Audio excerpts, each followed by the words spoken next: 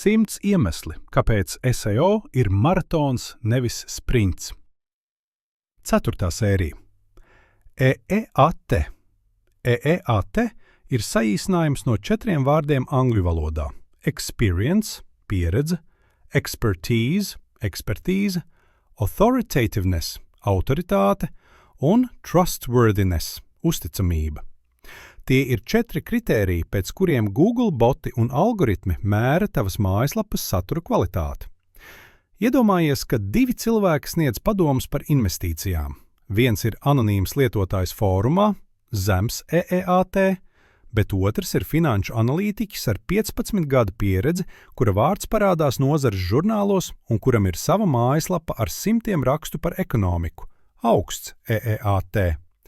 Google centīsies pirmajās vietās rādīt ekspertu, jo Google atbildība ir sniegt drošas atbildes. Jaunam zīmolam ir jānobrauc garš ceļš, lai algoritms to atzītu par ekspertu. Vai esi gatavs padarīt redzamu savu mājaslapu Google, AI čatos un citos meklētājos un iegūt daudz vairāk klientu pateicoties SEO? Sazinies ar mums, lai saņemtu savas mājaslapas SEO optimizācijas piedāvājumu.